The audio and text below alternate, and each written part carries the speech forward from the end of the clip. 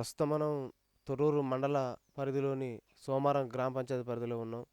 ఈ సోమారం గ్రామ పంచాయతీ కాంగ్రెస్ పార్టీ గ్రామ శాఖ అధ్యక్షులు కక్కర్ల సహదేవ్ గౌడ్ గారు మనతో పాటు ఉన్నారు. నమస్కారం సార్. నమస్కారం సార్. సార్, మీరు కాంగ్రెస్ పార్టీ గ్రామ శాఖ అధ్యక్షులుగా ఎప్పటి నుంచి పనిచేస్తున్నారు? కాంగ్రెస్ పార్టీని ఎలా బలోపేతం చేస్తున్నారు? దాదాపు 2004 నుంచి చేస్తాను సార్. నేను కాంగ్రెస్ పార్టీ గ్రామ పార్టీ అధ్యక్షున యునానిమస్గా 3 సార్లు నేనే యునానిమస్గా ఎన్నికైనా. ఇప్పుడు పార్టీ అధిష్టానం మేరకు కాంగ్రెస్ పార్టీ వ్యవహారంలో కొనసాగుతున్నాం. సార్, మీ అంటే గతంలో 10 ఏళ్ల బీఆర్ఎస్ పాలనలో ఎలాంటి అభివృద్ధి కార్యక్రమాలు ఈ గ్రామంలో జరిగినాయి సార్? గతంలో బీఆర్ఎస్ పార్టీ కాలంలో పోతే అభివృద్ధి అయితే నామమాత్రంగానే జరిగినాయి. అంత చెప్పుకోదగ్గ వ్యవహారాలు అయితే ఏం లేవు. అంటే ఒక మార్కు ఒక డబుల్ బెడ్రూమ్లు చెప్పిండు కానీ అనుకున్నంత స్థాయిలో ఇవ్వలేదు. ఒక 10-12 ఇళ్ళు మాత్రం ఇచ్చిళ్ళు. గొర్రెలు ఇచ్చిళ్ళు, బర్రెలు ఇచ్చిళ్ళు. అవి జనరల్గా అవి ఉపయోగకరంగా లేని వాటినే మాత్రమే వాళ్ళు ఇచ్చిళ్ళు. పెద్ద చెప్పుకోదగ్గంగా బీఆర్ఎస్ వ్యవహారం చేసిన దాఖలాలు అయితే లేవు. సార్, మరి గతంలో అంటే గత సర్పంచ్ హయాంలో మీ గ్రామం ఎలాంటి అభివృద్ధి కార్యక్రమాలు జరిగినాయి? సర్పంచ్ హయాంలో కూడా ఒక పెద్ద లీడర్లే కొద్దిగా వాళ్ళ వ్యవహారం కొరకే డెవలప్ అయింది తప్ప గ్రామాన్ని అభివృద్ధి దిశలో ఏమాత్రం తీసుకుపోలేదు. ముఖ్య నాయకులు లీడర్లు మాత్రమే వాళ్ళే బాగుపడ్డారు. ఒక గ్రామ ప్రజలకు మాత్రం ఏమాత్రం లబ్ధి చేయలేదు.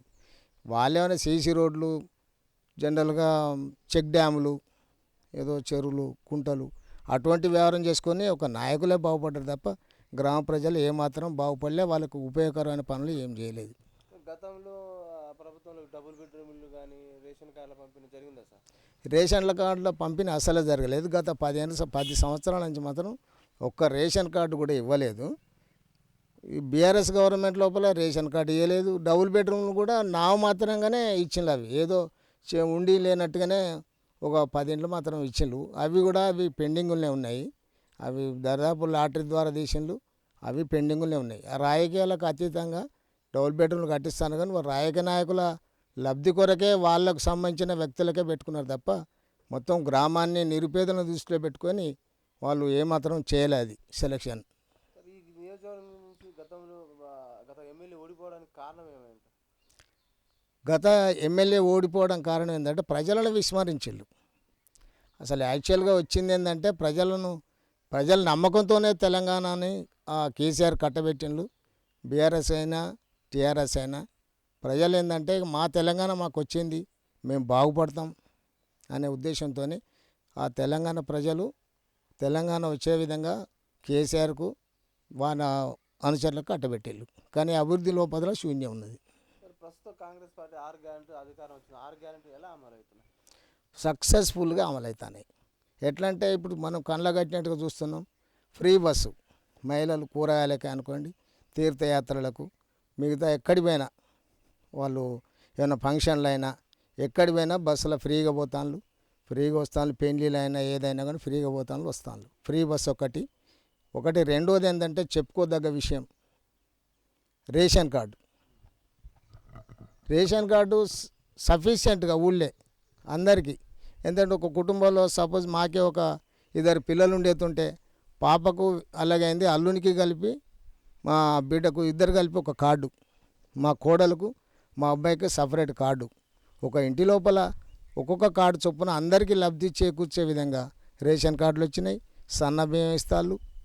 రైతుల విషయానికి వస్తే ఫుల్ సక్సెస్ అయింది గవర్నమెంట్. బోనస్ ఇస్తాళ్ళు 500, సన్నధాన్యానికి మద్దతు ధర ఇస్తాళ్ళు.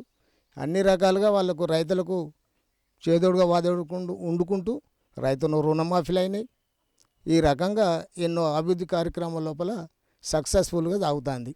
ఒకటి గ్యాస్ సబ్సిడీ, ఒకరిద్దరు తప్ప గ్యాస్ సబ్సిడీ సక్సెస్ఫుల్గా అవుతుంది. 500 సబ్సిడీ అవుతుంది, మిగతా 500 పెట్టి తీసుకుంటారు. ఇదొకటి. రెండోది ఏంటంటే మహిళలకు వచ్చేసి ఉండేతుంటే ఇప్పుడు రుణాలు అయితే మహిళా రుణాలు విడుస్తాను, మహిళలు తీసుకుంటారు. ఇంకొక విషయం, దాదాపు 60,000 నిరుద్యోగ వృత్తిని నిరుద్యోగులకు ఉద్యోగాలు కల్పించింది. రెండో విషయము మన ఉచిత కరెంటు అయితే ఫుల్ సక్సెస్ఫుల్ అయింది. ఏ ఒక్క రూపాయి లేకుండా ఆరాంగా ఫ్యాన్లు వేసుకొని ఆరాంగా ఒక్క రూపాయి ఖర్చు లేకుండా ఉచిత కరెంటు వాడుకుంటారు. ఈ రకంగా గవర్నమెంట్ ముందుకు పోతుంది. భవిష్యత్తు లోపల ఇదే గవర్నమెంట్ మళ్ళీ కొనసాగాలని ప్రజలు కోరుకుంటారు, మేము కూడా కోరుకుంటున్నాం. ఇప్పుడు గతంలో పోలిస్తే ఇందిరమ్మ ఇల్లు 2004 నుంచి 6-8 రాజశేఖర రెడ్డి ఆయామ లోపల దాదాపు మా ఊరికి 120 ఇండ్లు వచ్చినాయి. 120 ఇండ్ల లోపల 86 మంది లబ్ధిదారులు కట్టుకున్నారు. సక్సెస్ఫుల్ అయింది. ఆ రోజున 40 నుంచి 50 వేలు ఇచ్చిండ్రు. వాళ్ళు ఇచ్చిన పైసలను వినియోగించుకొని ఇండ్లు కట్టుకున్నారు బ్రహ్మాండంగా. రెండో విధం ఏంటంటే ఇందిరా క్రాంతి పథకం ఎస్సీలకు ఒక 50 ఎకరాల భూమిని గత ప్రభుత్వం దుగ్గ్యాల శ్రీనివాసరావు హయాంలో, స్వర్గీయులు శ్రీనివాసరావు హయాంలో రాజశేఖర రెడ్డి పీరియడ్లో ఇందిరా క్రాంతి పథకం కింద 50 ఎకరాల భూమిని ఎస్సీలకు దళితులకు ఇవ్వడం జరిగింది. తర్వాత వాళ్లకు ఆ రోజులో బ్రహ్మాండంగా ఉన్నది. ఈ రోజునైతే ఆ రోజుకు బీఆర్ఎస్ గవర్నమెంట్కు పోల్చుకునేస్తుంటే పొంతనే లేదు సార్. మరి రైతులకు 2 లక్షల రుణమాఫీ కొంతమంది రైతులకు కాలేదంటున్నారు సార్. అది కారణం ఉంది. వాళ్ళకు ఆధార్ కార్డులో తప్పిదం ఉండొచ్చు. ఒకే ఇంట్లో ఇద్దరికి లోను తీసుకున్నారు కాబట్టి ఆ రకంగా మాఫీ కాకపోవచ్చు.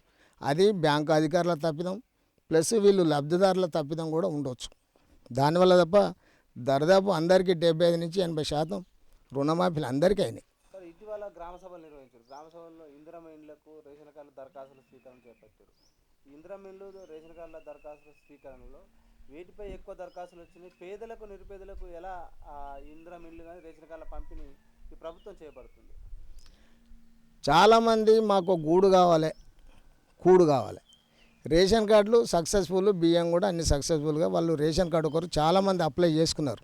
దాదాపు 99% రేషన్ కార్డులు సక్సెస్ అయింది. ఇప్పుడు కూడా రేషన్ కార్డు ఒకరిద్దరు లేని వాళ్ళు ఉండుతుంటే అప్లికేషన్ పెట్టుకుంటాను. రేషన్ కార్డులు ఇచ్చే వ్యవహారం లోపల గవర్నమెంట్ కొనసాగుతున్నది. దీనికి సపరేటు డేటు టార్గెట్ అనేది టైం అనేది ఎండింగ్ టైం అనేది పెట్టలే. ఇప్పటివరకు కూడా రేషన్ కార్డులు పెట్టుకుంటూనే ఉన్నారు. కొత్త రేషన్ కార్డు వచ్చిన ప్రకారంగా వాళ్ళ కోటా ఆధారంగా వాళ్ళకు రేషన్ బియ్యం వచ్చే అవకాశాలు ఉన్నాయి. రెండోది ఏంటంటే ఇందిరమ్మ ఇల్లు.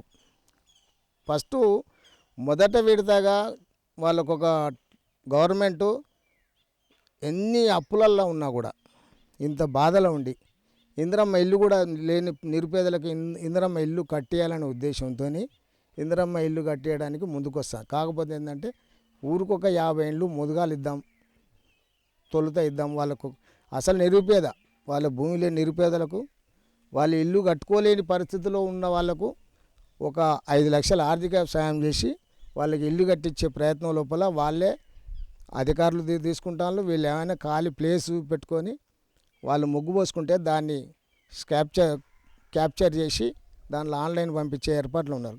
కాకపోతే కొంతమంది లబ్ధిదారులు వెనకకు ముందుకు అవుతాను. ఈ విషయం లోపల కొంతమంది లబ్ధిదారులు వాళ్ళకు అవగాహన లేదు. ఆఫీసర్లు కూడా దీని మీద వాళ్ళకు అవగాహన కల్పించలే. ఎందుకంటే 60 సంవత్సరాల లోపు వాళ్ళకైనా ఒక నిబంధన పెట్టింది. ఆ నిబంధన ప్రకారంగా ముందే అనేది ఉంటే వాళ్ళ లబ్ధిదారులు కొంతమంది నా బదులు వాళ్ళ కోడలను కొడుకునే వాళ్ళు పెట్టుకునేవాళ్ళు.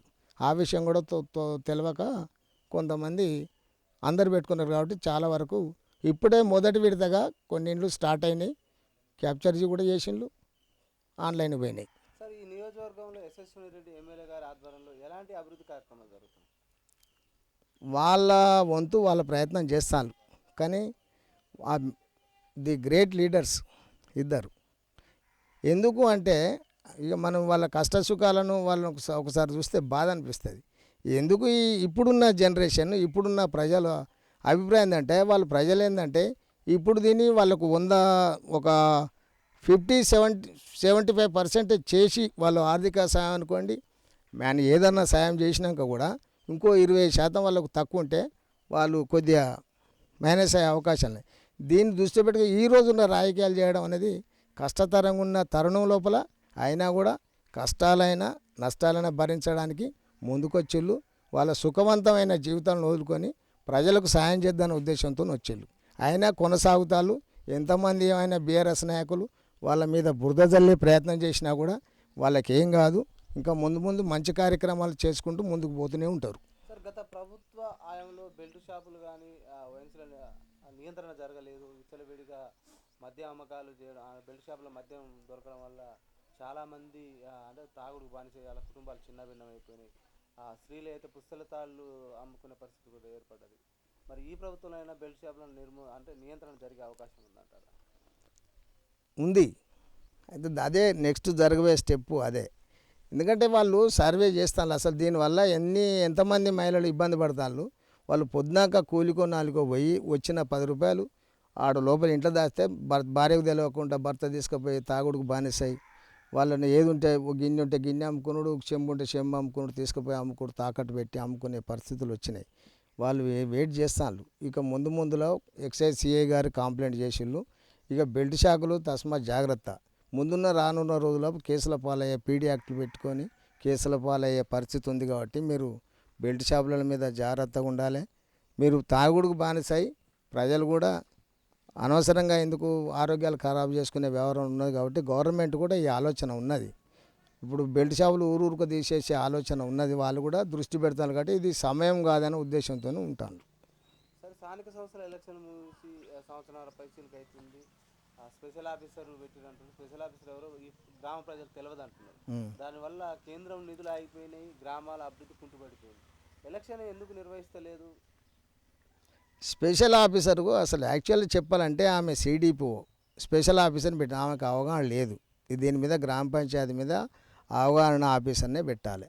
కాకపోతే ఏంటంటే సెక్రటరీ ఏ రకంగా సెక్రటరీ ఆమెకు సలహాలు ఇస్తూ అంటాడు, గిట్ల మేడం గిట్ల పోవాలి గట్టవాడు. స్పెషల్ ఆఫీసర్ అవగాహన వాస్తవంగా చెప్పాలంటే అవగాహన లేని ఆఫీసర్ని మాత్రమే పెట్టిండు. ఆమె చేసుకునే ఆమె వ్యవహారం వేరు, ఆమెకు ఒప్పజెప్పిన వ్యవహారాలు వేరు. జీపీకి సంబంధించిన వ్యవహారాలు, జీపీకి సంబంధించిన నాలెడ్జ్ ఉన్న ఆఫీసర్నే పెట్టాలి. కాకపోతే ఒక సిడిపో వాళ్ళని పెట్టిన కాబట్టి వాళ్ళ అవగాహన లేదు. నామమాత్రంగానే వాళ్ళు ఏమైనా స్పెషల్ ఆఫీసర్ తప్ప వాళ్ళతో ఏం లేదు. జనరల్గా జరుగుతానే వర్కులు జరుగుతానే గిట్లా చేయాలి కానీ జరుగుతానే జనరల్ పనులు అయితే. గ్రామ ప్రజలు రైతులు మా దృష్టికి తీసుకొచ్చిన సమస్య సార్, కోతుల బెడద ఉంది అంటున్నారు. కోతుల బెడదల వల్ల ప్రత్యామ్నాయ పంటలు పంటలు వేసుకోలేకపోతున్నాము. దానివల్ల చాలా ఇబ్బందులు అవుతున్నాయి. కోతులను గత ప్రభుత్వం బీఆర్ఎస్ నియంత్రిస్తానని నియంత్రించలేకపోయింది. గతంలో ముఖ్యమంత్రి అన్నట్టు స్వయాన కోతులు వాపసు అడవులో పోవాలి, వానలు వాపసు చేళ్లకు రావాలన్న నినాదం అది ఆటకెక్కిపోయింది. ప్రస్తుత కాంగ్రెస్ పార్టీ ఈ కోతుల బెడద నుంచి ప్రజలను రైతులను రక్షించే అవకాశం ఏమైనా ఉందంటారా? గత కాంగ్రెస్ ప్రభుత్వం రాజశేఖర పీరియడ్లో కోతులను పట్టించిన ఒకసారి పట్టించి ఊళ్ళో కోతులు లేకుండా చేసినాం. ఇప్పుడు కోతుల బెడద అసలు యాక్చువల్గా ఈ కోతులు చేపట్టి మనుషులే అడవులలో పోయే పరిస్థితి వచ్చింది. ఇప్పుడు వాళ్ళని ఏంటంటే ఒక పంట వేసిన రైతు దానికి చుట్టూ కావాలంటే దాదాపు 100 కోతులు ఆ పంటను ఖరాబు చేసే పరిస్థితి వచ్చినది. కాబట్టి గవర్నమెంట్ కూడా కాంగ్రెస్ పక్షాన ఒక గ్రామ పార్టీ అధ్యక్షునిగా నేను కూడా గవర్నమెంట్కి విన్నవించుకున్నది ఏంటంటే, కోతులు ఊరూరుకు ఉన్నాయి. ఒక 5 నుంచి 600 ఒక 5-6 వేలు ఉన్నాయి, 100 కాదు. ఆ కోతులను పట్టిస్తే మీరు అభివృద్ధిలో భాగంగా ఇదొక భాగం అవుతుంది. రైతులను కాపాడిన వాళ్ళు అవుతారు. ఇప్పుడు అభివృద్ధి చేయాలంటే ఇదొక అభివృద్ధి ఈ లోపల భాగమే ఇది, ఈ కోతులను పట్టియడం అని.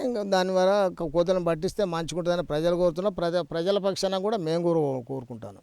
సార్, యువత కూడా బాగా బెట్టింగ్కు, డ్రగ్స్కు, మద్యానికి బానిసైపోయి వాళ్ళ జీవితాలు చిన్నభిన్నం చేసుకుంటున్నారు.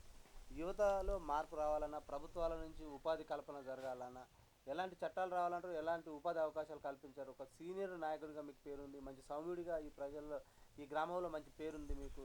యువతకు ఏం సూచన చేస్తారు మీరు? యువతకు చెప్పాలంటే నేను దయచేసి వాళ్ళు వేరే ఏం అనుకోవద్దు. ఒకప్పుడున్న యువతకు ఇప్పుడున్న ప్రజెంట్ ఉన్న యువతకు దాదాపు 99% డిఫరెంట్ ఉన్నది. ఎట్లా అంటే ఒకప్పుడు మేము యువత అన్నప్పుడు చదువుకునే రోజుల లోపల క్రీడలకు ఇంపార్టెంట్ ఇచ్చేది, చుట్టుపక్కల స్పోర్ట్స్కు పోయేది, క్రికెట్, బ్యాడ్మింటన్, వాలీబాల్, కబడ్డీ అన్నీ మొత్తం టోటల్గా ఊరూర పోయి మేము పోటీలో పాల్గొనేది, షీల్డ్లు తెచ్చుకునేది. కనీసం ఆ పరిస్థితి లేదు. పొద్దున్న లేస్తే మొబైల్ పట్టుకోవడం, చెట్ల కింద కూర్చోవడం. ఓ చదువు మీద పేరెంట్స్ వాళ్ళకు బాధ్యత, మరి మా మీద డిపెండ్ అయిన పేరెంట్స్ని ఏం చేద్దాం, మేమేం చేయాలి, భవిష్యత్తు ఉన్న రోజుల్లో క్రిటికల్ పరిస్థితులు వస్తున్నాయి. అసలు మా బాధ్యత ఏందని బాధ్యత లేకుండా వ్యవహారం చేసే ఇప్పుడు యువత తయారైంది.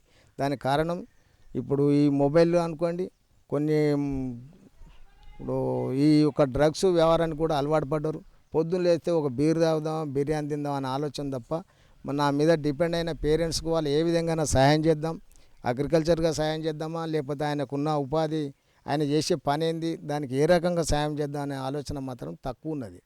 ఇక నుంచి వాళ్ళని తప్పు పట్టట్లే, వాళ్ళ పెరిగే వెదర్ అట్లున్నది. ఇప్పుడు ఒక అబ్బాయి అందుకే ఏదో అంటారు కదా, సోబతి కరికే దేకో సోనా ఘస్కే దేకో, సోబతి చేసి చూడు బంగారాన్ని గీకి చూడు అనే విధంగా సోబతి చేసేటప్పుడు, ఒక స్నేహితుని చేసేటప్పుడు ఒక మంచి స్నేహితుని ఎంచుకోవాలి. ఒక చెడు స్నేహితుని ఎంచుకుంటే చెడు అలవాట్లే అవుతాయి. అరే పార ఇక అట్లా సాయంత్రం ఇక పోయి కూర్చుందాం, తాగుదాం, తిందాం అని అంటే అటువంటిది కాదు. అసలు మన మీద డిపెండ్ అయిన ఫ్యామిలీలో ఒక అక్కో చెల్లో పెండ్లిలకు ఉన్నారు. మన పేరెంట్స్ మన కని ఇంత పెద్దోళ్ళని చేసిన 20 సంవత్సరాలను చేసిన మనం ఏం చేద్దాం ఆలోచనతో ముందుకు సాగాలి. దయచేసి ఇక నుంచి అయినా యువకులు మన విలేజ్కు టోటల్గా మన రాష్ట్రానికి పేరు తెచ్చే విధంగా స్పోర్ట్స్లో పాల్గొనండి, అన్ని రకాలుగా చేయండి. మీకేమైనా కావాలంటే అడగండి. ఎక్సైజ్ సంబంధించిన వ్యవహారం కావచ్చు, లేకపోతే స్పోర్ట్స్ సంబంధించిన వ్యవహారం ఉంటుంటే మేము ఈ స్పోర్ట్స్లో పాల్గొంటాం, మాకు ఈ ఎక్విప్మెంట్స్ ఈ యొక్క పరికరాలు ఇప్పియండి ఎమ్మెల్యే గారితో. మీ ఎమ్మెల్యే గారి దగ్గర పోతాం. మీ బ్యాడ్మింటన్ కిట్ మనకు కిట్టే అనుకోండి, మన క్రికెట్ కిట్టే అనుకోండి, అవి ఇచ్చే ఏర్పాట్లు ఇస్తాం. మీరు ముందుకు రావాలి. ముందుకు వచ్చి మాట సంప్రదించి మేము కూడా మీకు అన్ని రకాలుగా పుష్ చేస్తాం. ఇప్పుడు రాజీవ్ వికాస్ వచ్చింది, మీకు దాదాపు ఉన్న 3 నుంచి 4 లక్షల వ్యవహారం చేసుకునే వచ్చింది. మీరు ఉపాధిగా మీ సొంత కాలమే నిలబడండి. మీకు ఆటో కొనుక్కుంటారా, లేకపోతే ఇంకేమైనా వ్యవహారం చేసుకుంటారా, బిజినెస్ పెట్టుకుంటారా, కానీ ఇట్లా వృధాగా కాలయాపన చేసి మీ జీవితాన్ని ఖరాబ్ చేసుకోవద్దని దయచేసి వాళ్ళందరూ కూడా మీ విలేకరు ఈ సమక్షం లోపల నేను విన్నవించుకుంటాను. ఇక ముందు జరగబోయే కార్యక్రమాలు గడ్డు కాల పరిస్థితి లోపల మంచిగా పరిస్థితి కాబట్టి మీరు కూడా సక్రమంగా నడవండి. పేరెంట్స్కు, మన ఊరుకు, మన రాష్ట్రానికి పేరు తెచ్చే విధంగా మెలుచుకోండి అని వినిస్తాను. సార్, త్వరలో స్థానిక సంస్థల ఎలక్షన్ రాబోతున్నాయి.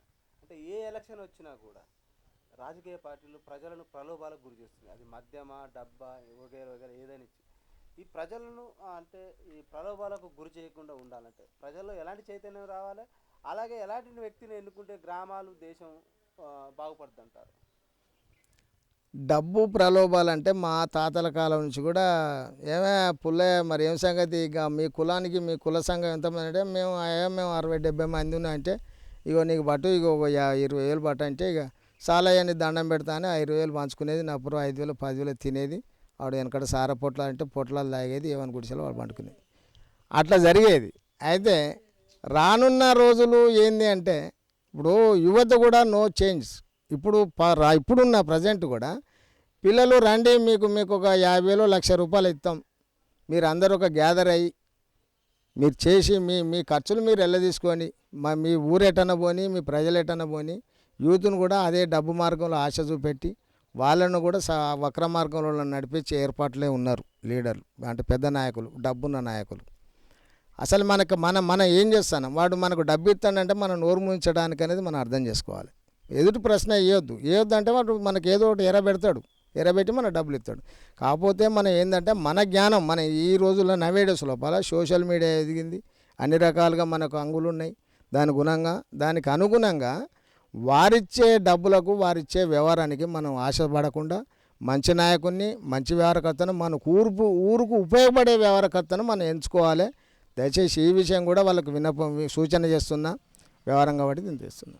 Okay sir, thank you sir. చూస్తూనే ఉండండి మీ తెలుగు టీవీ.